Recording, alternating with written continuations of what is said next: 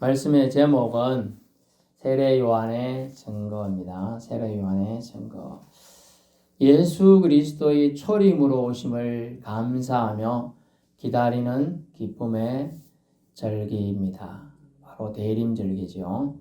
또한 다시 오실 재림주 예수님을 기다리는 시기입니다. 우리는 그러면 어찌 기다려야 할까요? 나에게 주어진 시간이라 함부로 흘려보내도 될까요? 그렇지 않습니다. 본문의 주인공인 세례 요한은 예수님보다 6개월 정도 먼저 태어나서 이 땅에서 살았습니다. 그가 그의 사명을 깨달은 후 얼마나 행동에서나 시간면에서나 최선을 다했는지 말해주는 본문이 되겠습니다. 오직 보냄을 받은 자로서 보낸 자의 뜻을 전하기 위해 불철주야 그는 노력했습니다. 시간을 아끼기 위해 따뜻한 식사 거의 하지 못했습니다. 그의 식사 메뉴는 역청과 메뚜기라 이렇게 기록이 되어 있는 장면이 나와요. 역청은 꿀 종류입니다. 꿀.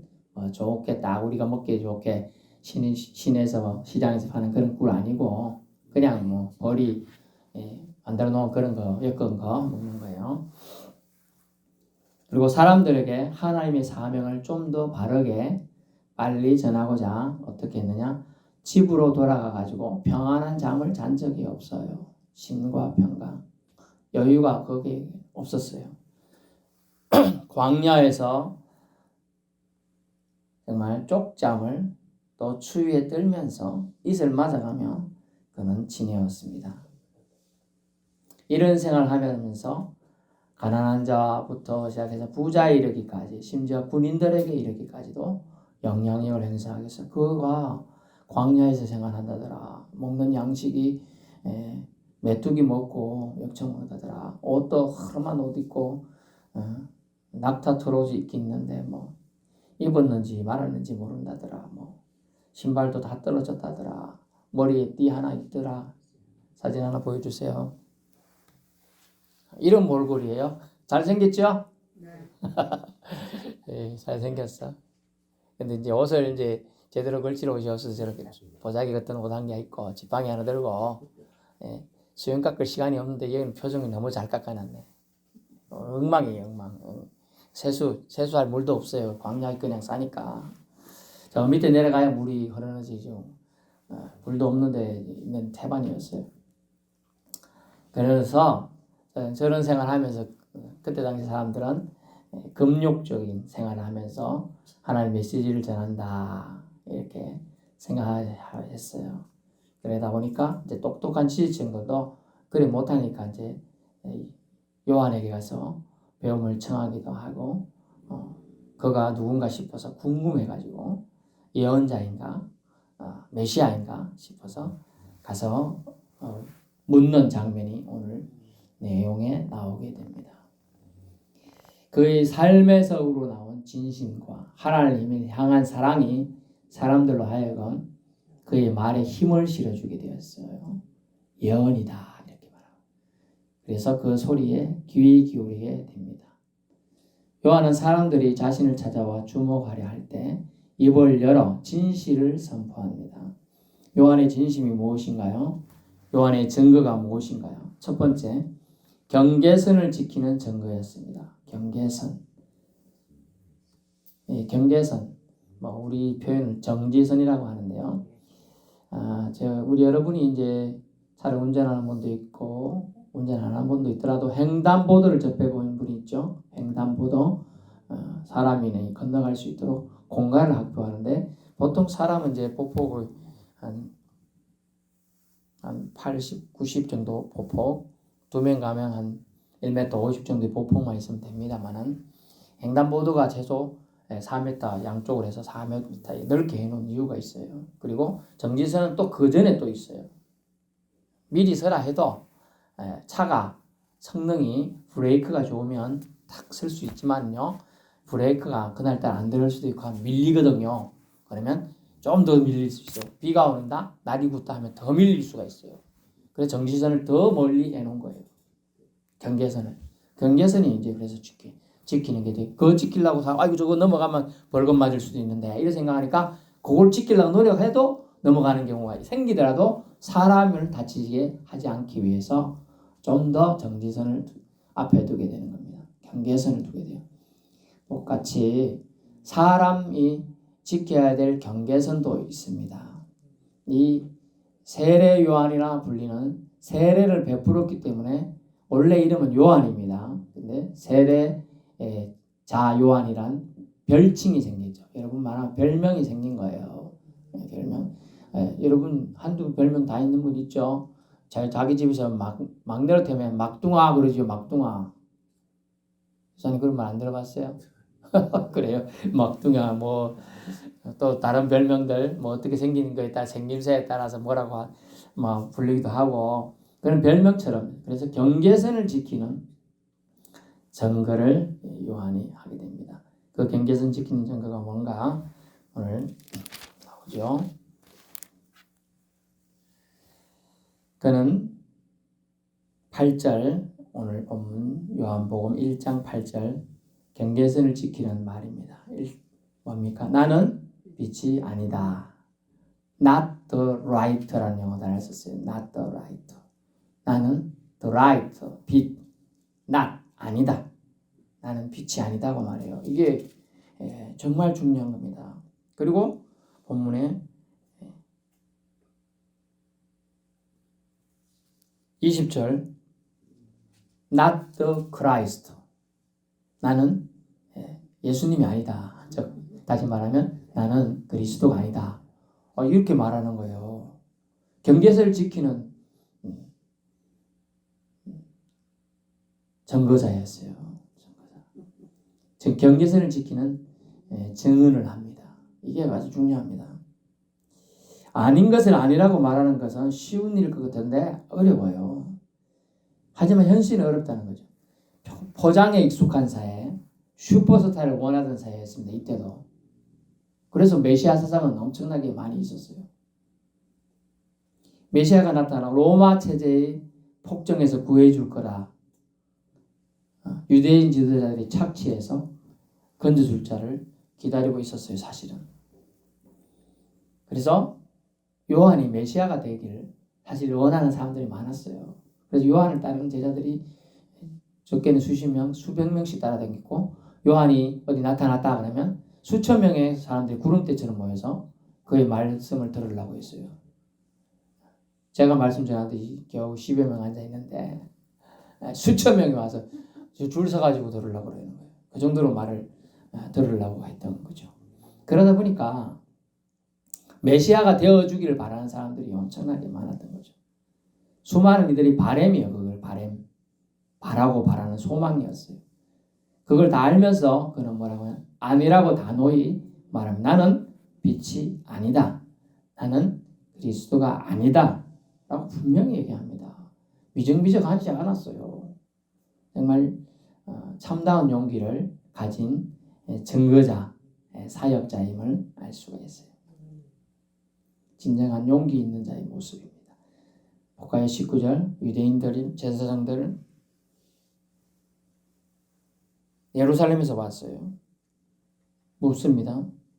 네가 누구냐? 라고 물어요. 근데 요한이 정언합니다. 20절 숨기지 아니하니 드러내어 말하고 숨기지 아니하니. 이봐요.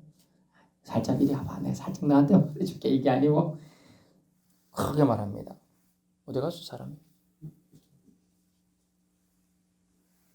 입 벌려가지고 소리 치면서 원래 이렇게 말하는 것보다 이렇게 해가지고 폼이 크게 하면 폐활량이 거지기 때문에 크게 나가는 겁니다.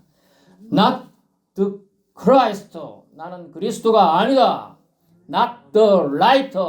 나는 빛이 아니다 하고 액션을 취하니까 좀 크게 나가잖아요. 그런 것처럼 지금 말하는 거예요. 아니다 라고 말하고 있어. 아니다. 또 다른 사람들이 와서 묻대. 그러면 네가 엘리야냐? 라고 말해. 아니다 라고 말해. 그 선지자냐? 아니다 라고 말하는 거예요. 22절 또 말해. 누구냐? 그러면 네가 말해봐라. 그렇게. 22절 그렇게 물으니까 22절 뭐라고 말해. 보낸 이들에게 대답하되 네게 뭐라고 말하냐? 네가 말해봐라. 나는 23절 선지자 이사야의 말과 같이 주의 길을 곧게 하라고 광야에서 외치는 자의 소리로라 하니라. 아멘. 이렇게 세상은 영웅처럼 떠받들어 가지고 그에게 메시아임을 아예 직임을 주려고 하는 거예요. 그런데도 그는 사명을 잃게 하려는 사람들의 레위인들, 제사장들, 유대인들, 바리새인들 그런데 요구에 부응하지 않습니다. 요한은 하나님께서 보내심을 받은 자로서의 받았음을 잊지 않고 말하고 있는 것이죠. 그래서 8절 그는 이 빛이 아니요 이 빛에 대하여 증언하러 온 자라라는 이 말씀을 응하게 반응하고 있습니다. 6절 하나님께로부터 보내심을 받은 사람이니 경계선을 지키고 있는 거예요.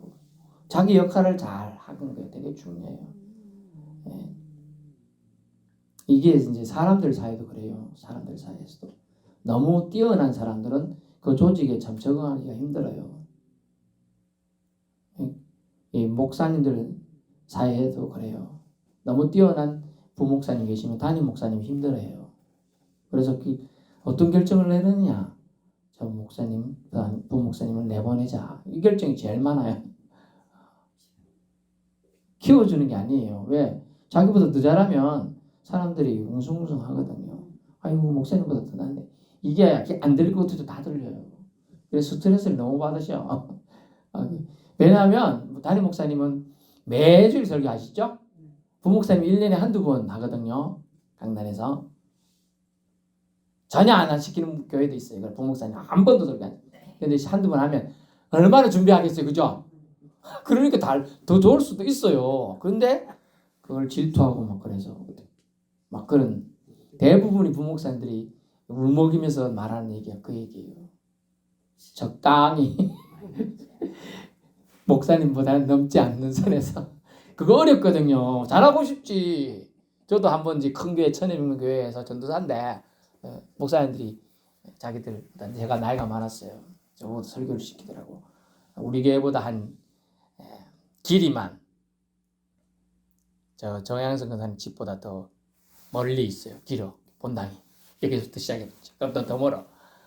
저 위에 또 강대성도 한 단계 있고 더 있어. 이래 보여.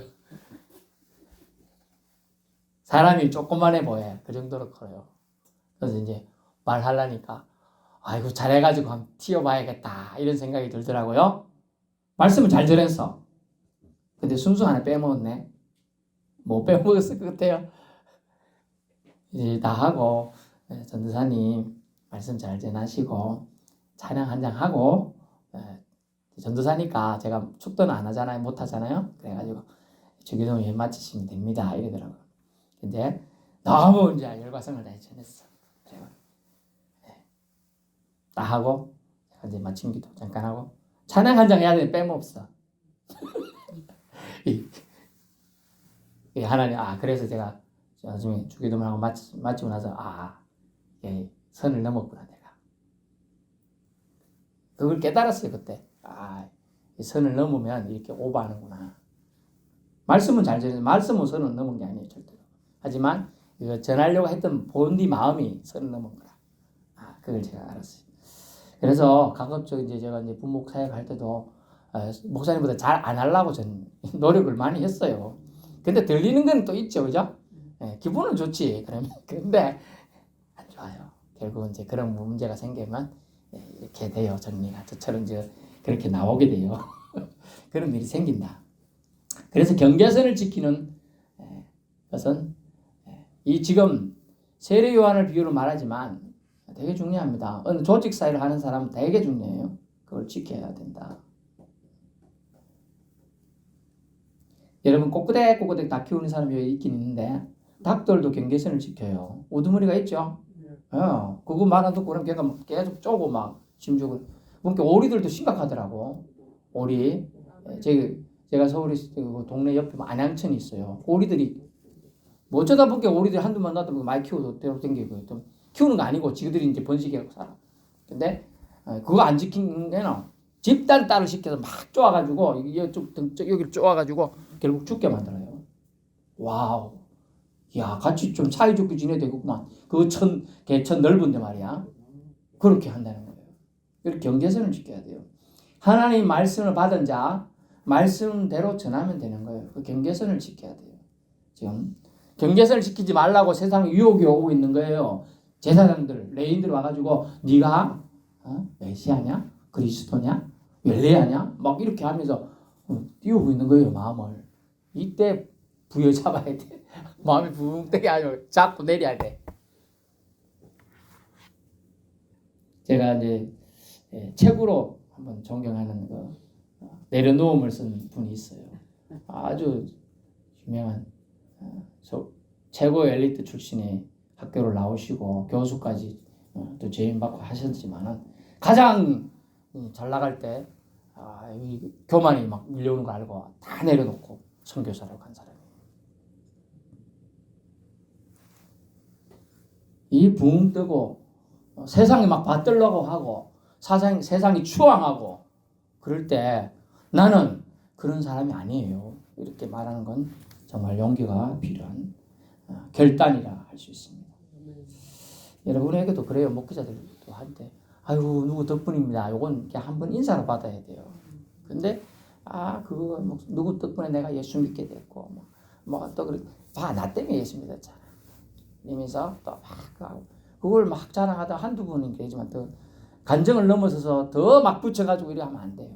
그러면 또 사탄이 그걸 틈을 노리고 시험 들게 한다는 거예요. 그래서 조심해야 된다. 그래서 경계선을 지키는 요한은 증거를 하면서 예수님을 하나님을 기다리고 있는 거예요. 하나님의 뜻을 기다리고 있는 거예요. 그래서 영웅처럼 떠받들어 사명을 잃게 하는 무리들의 유혹에 경계선을 지켜서 넘어가지 않았다. 하나님께 보내심을 받은 자니까 하나님을 넘어서면 안 되겠죠. 그거 아주 중요합니다. 이걸 넘어선 존재가 있었으니 사탄이죠. 천사장 루시퍼는요. 하늘 권세를 가지고 있었어요. 땅을 또 다스릴 권세도 갖고 있었어요. 하나님처럼 다 능력도 행할 수 있었어요. 진짜로. 그러다 보니까 자기가 하나님처럼 높아지고자 자고 스스로 높이면 받았겠죠. 자기를 따르는 추앙세력들이 있으니까 나도 하나님처럼 되겠지 막 까불다가 쫓겨나가 신세가 되는 거예요. 지옥으로 향하는 신세가 되는 거예요. 두 번째 요한의 증거는 뭐냐? 두 번째 자기가 할 사명만 증거했어요. 아멘. 자기가 감당할 사명을 감당하면서 증거했습니다. 나는 그의 사명은 뭔지 알았습니다. 그는 말이죠. 나는 외치는 자의 소리입니다. 23절. 주의 길을 곧게 할 소리꾼입니다. 이렇게 말해요. 옛날에 양반댁이나 귀한 귀족, 왕족 행사 시에 앞에서 허이 허이 물러거라 막 이렇게 소리치는 사람이 있었죠. 땡땡대감 행차시다. 허이 허이 물러거라. 또 허이 허이 물러거라. 임금님 행차시다. 라고 큰 소리 외치면서 사람들이나 가축이 막고 있는 길을 뚫어서 쉽게 가게 하는 그런 일종의 소리꾼이라는 것이죠. 사람들이 흩어진 마음, 상한 마음을 하나님께로 다시 향하도록 준비케 하고 집중케 하는 역할을 이 허이 허이 소리꾼이 하는 거예요. 세례요한이 오기 전까지 말라기서 선지자가 예언한 이후에 약 300~400년 동안 선지자들이 없었어요. 하다못해 깜깜했어요. 세상이. 아무 예언도 들려주지 않았어요. 그래서 세상 사람들이 요한이 나타나가지고 회개하라 독사의 자식들아. 그래서 여러분들이 엄마나 아빠들은 꿈꿔서 낳을 때 대부분 뱀 꿈꾸고 놓는 거예요. 여기 호랑이 꿈꾸고 놓은 자식도 있긴 있는데 저도 득실거리는 뱀을 보고 꿨다 가더라고. 저런 얘기는 여러분은 어떤 꿈 꿨어요? 뭐 믿거나 말거나. 근데 독사의 자식들하고 분명히 요한은 자기를 향하여 날아서 뭔가 얻을 거 있는가 싶어서 쫓아오는 악한 세력들, 하나님 말씀으로 받으려고 하는 것보다 나도 요한한테 가르침 받았다, 또한 요한이 그걸 들어봤다, 이걸 하나의 전시물처럼 느끼고 사람들에게 독사의 자식들아 파이퍼라고 소리치면서 꾸짖는 거예요. 그러자 병사들은, 군병들은 사람들을 억압하던 것을 그만두고, 그의 말이 또 하니까 선포되니까, 하나님 말씀이니까 사람들에게 세금 강제로 더 뺏는 것을 그만두고, 심지어 백부장이나 병사들 와가지고 우리는 어떻게 해야 됩니까? 너들이 녹봉 받는 것 같고 남에게 등쳐먹는 걸 그만두라 하여튼 그 진짜 그만두고요. 사람들이 하나님의 마음, 사랑의 마음을 회복하기 시작했어요.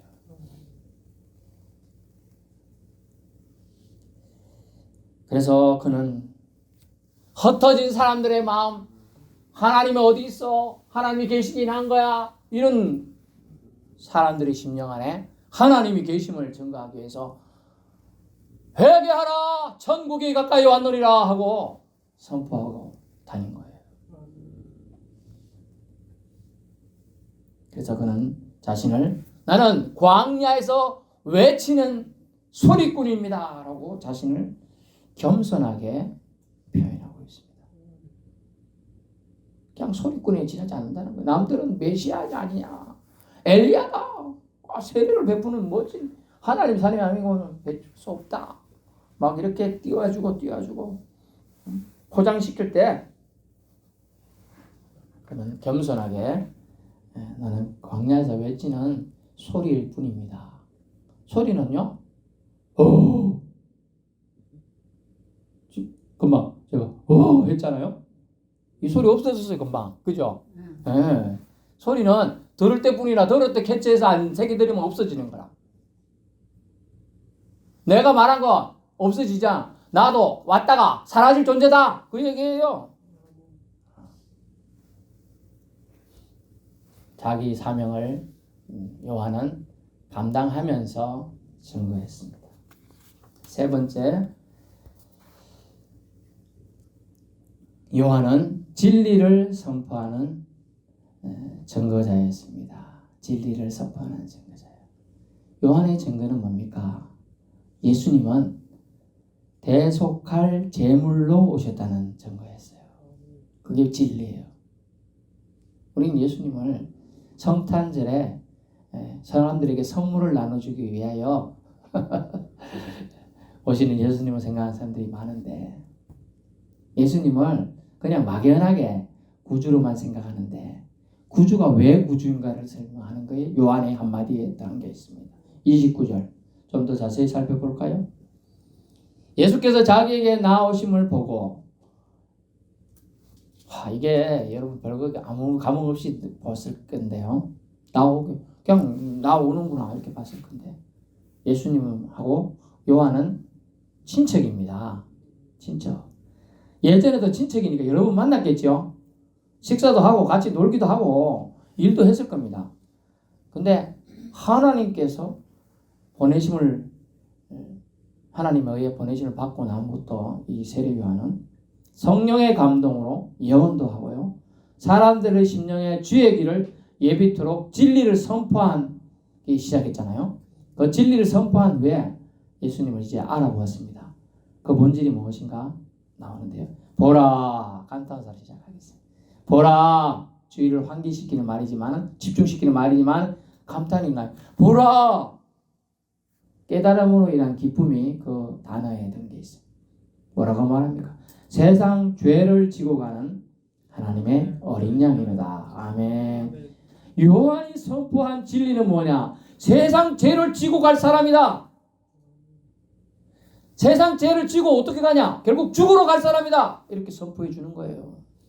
너희들은 포장하고 너희를 지금 이 로마 압제에서 건져주고 네가 지금 못 먹는 거 먹을 거 많이 줄 그런 사람 찾지만, 그런 게 아니고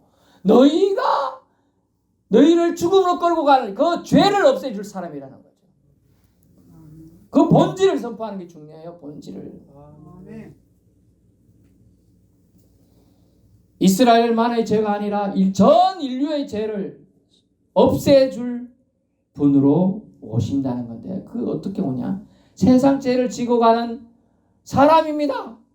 안 했어요. 세상 죄를 지고 가는 양입니다. 안 했어요. 세상 죄를 지고 가는 어린 양입니다. 아멘. 물론 예언대로 말씀을 한 거죠.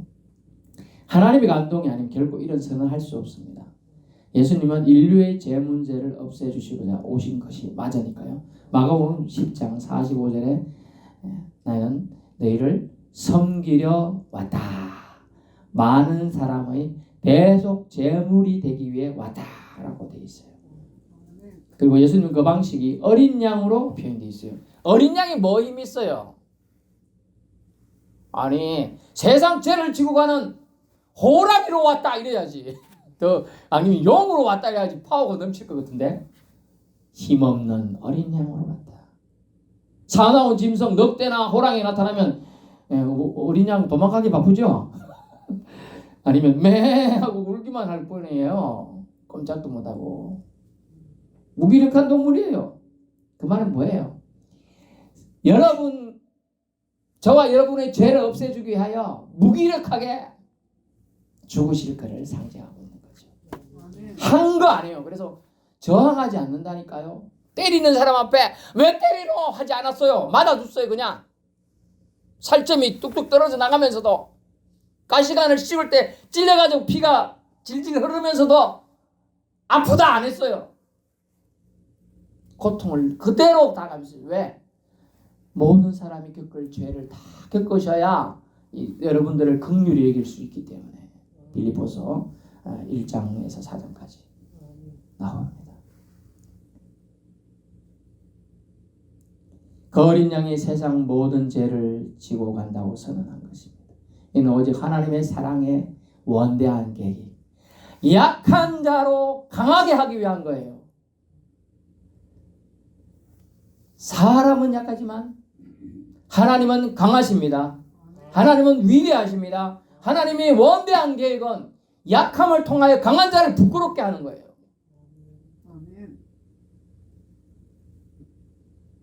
요한이, 여러분, 예수님이 그 어린 양 힘없이 세상 세력에 마귀에 짓밟혀 죽으실 것을 그대로 이 짧은 한 문장에 담고 있는 거예요. 세상 죄를 지고 가는 하나님의 어린 양이로다. 아멘. 하나님의 뜻을 그대로 전하는 것입니다. 예수님이 오시긴 오셨는데 심판주가 아니에요. 이 초림 예수는요. 구세주로 오시긴 오셨어요. 근데 세상 사람들이 원하는 구세주가 아닌 거예요. 희생해서 죽을 예수님으로 왔다. 죄와 사망의 권세를 깨뜨려 부수기 위해서 오셨다고 요한은 증거하고 있습니다. 이런 예수께서 십자가에서 테텔로스타이 다 이루었다는 선언으로 성취된 줄로 압니다. 믿을 수 있길 바랍니다. 결론의 말씀드리는데요. 우리 하나님께서는 예수님보다 6개월 일찍 태어난 요한, 세례 요한을 사용하셨습니다. 그래서 예수님이 걸어가실 길을 미리 준비케 합니다. 예비케 해요. 그래서 장애물을 제거하는 역할을 세례 요한을 통해 사람들의 마음을, 흩어진 마음을 모으는 역할을 하게 되는 것이죠. 세례 요한은 이 사명에 충실하게 그리고 겸손하게 수행합니다. 겸손함으로 명예욕을 물리쳤어요. 나는 그리스도가 아니다. 나는 빛이 아니다라고 선언합니다. 경계선을 지키는 증거였습니다. 바른 심령 지키기 어렵습니다. 바른 심령은요, 거짓과 싸워서 지키는 거예요. 그러므로 여러분이 거짓과 싸워서 지키는 심령을 소유할 수 있기 바랍니다. 그것이 바른 심령입니다. 바른 심령이 세례 요한처럼 쓰임받는 것이고 하나님 앞에 귀한 영혼으로 하나님께서 보살펴 주시는 것입니다. 그래서 겸손하게 그는 본문을 말하고 실천하는 것이죠. 나는 허이다 허이라 외치는, 겨우 허이 물러거라 외치는 소리꾼인 뿐입니다 라고 겸손하게 반응할 수 있는 거죠. 길터는 역할이죠. 자신의 사명 어떻게 보면 단순합니다. 난 그런 거 안 할래요. 주목받는 역할 하고 싶어요. 하지만 요한은 그냥 순종하고 그 역할을 하는 겁니다. 자신 사명에 만족할 줄 아는 자였습니다. 내가 아니라 예수님께 주목할 환경을 조성하기 위해 준비자 역할을 수행합니다. 그래서 자신을 따르는 제자들이 예수님이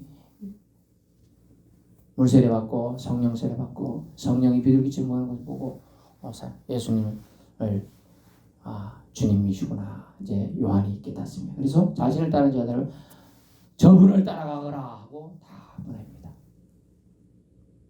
아니 너 왜 가 그거 갔어? 나한테 가르침 받는 제가 몇 년인데 그한테 가서 또 배우냐? 사람 줏대 없이 왜 그러냐 이런 소리 안 하고 거기 가서 배워.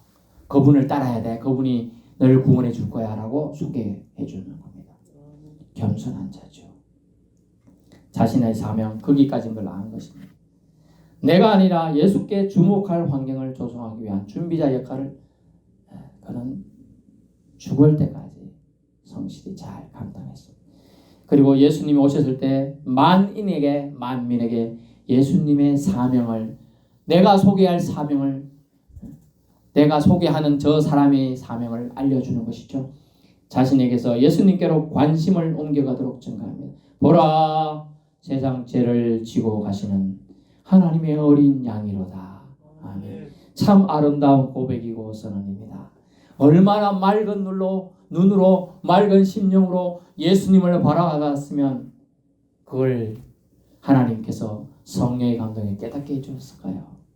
여러분 정말 바른 심령, 하나님을 사모하는 심령, 하나님 뜻을 그대로 전하고자 하는 그 갈급한 마음이 없으면 그걸 알아볼 수가 없는 거예요. 그래서 그는 떠날 때를 알고 물러날 줄 아는 사명자였던 것입니다. 우리도 요한처럼 겸손하게 사명에 충실하게 바르게 증거하는 용기 있는 정인으로 또 정언자로 살아갈 수 있길 바랍니다. 아멘. 이것이 제대로 대림절기를 기다리는 것입니다. 기도하겠습니다.